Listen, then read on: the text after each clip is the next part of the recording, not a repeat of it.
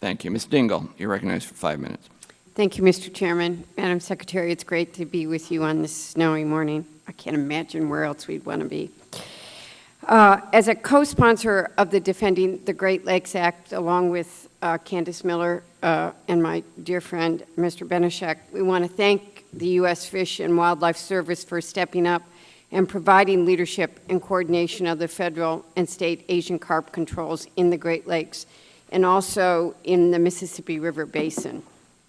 It appears that the President's budget for the Fish and Wildlife Service recommends an additional $2.5 million for Asian carp. And I sat here, and as I listened to your question, my good friend, only John Dingell could tell you how great a bat is when you're trapped inside a tent and tell me to appreciate it. So he would be your dearest friend in that. There's nothing redeemable about Asian carp. Could you tell us what will happen if this money's not spent, and how will this additional funding increase the protection of the Great Lakes from the Asian carp invasion? Thank you, Congresswoman. There is no question that Asian carp is a tremendous worry within the Great Lakes. We have money in the budget, as you point out, in both the Fish and Wildlife Service and the U.S. Geological Survey to continue research using eDNA, electronic DNA, for early sampling of the waters, for continued investments in methodologies to reduce the threat of Asian carp through screens and other things, and it would be a tremendous worry should those invasive fish get within the Great Lakes. So, second part of this question is that I understand that the Fish and Wildlife Service relies heavily on the Great Lakes Restoration Initiative funding for the Asian carp monitoring and control in the Great Lakes and in the Chicago area waterway system. What concerns me is the sometimes whimsical nature of Congress and that this is not a permanent source of funding. And what's your plan for moving funding for these activities off of the GLRI and into the Fish and Wildlife Service-based funding? I'll have to get back to you on that. I think that there's no question that invasive species are a huge problem for us. It does consume a significant part of the Fish and Wildlife Service budget. I think the focus on Asian carp through the Great Lakes Initiative has been helpful, but there's no question we're going to have to stay on top of it. So we would appreciate any support that Congress would be able to provide. I hope we can get that in a very partisan way, as I say to my colleague across the way.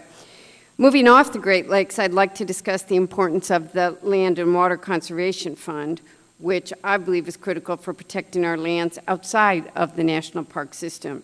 The fiscal year 16 budget, your proposal, includes a modest but critical increase to the LWCF, which I strongly support because we've seen the good work the fund has done across the country and in Michigan, including where your work has really helped the Detroit River International Wildlife Refuge, which we've worked so hard to establish. In fact, the LWCF money was used to support the acquisition of a 410-acre Humbug Marsh unit, which protected that last mile of natural shoreline across the U.S. portion of the Detroit River, as you know. I applaud your efforts because I know this spending is not optional, as some would say. It protects our fish and our wildlife. It supports local job creation and the huge national recreation economy. And it meets essential needs to provide critical recreation access for sportsmen and others. However, some of my colleagues suggest that the LWCF's vital investments can be deferred. Some, I can't understand why, but do say that we might not even need it. Can you please tell us why the LWCF is so important?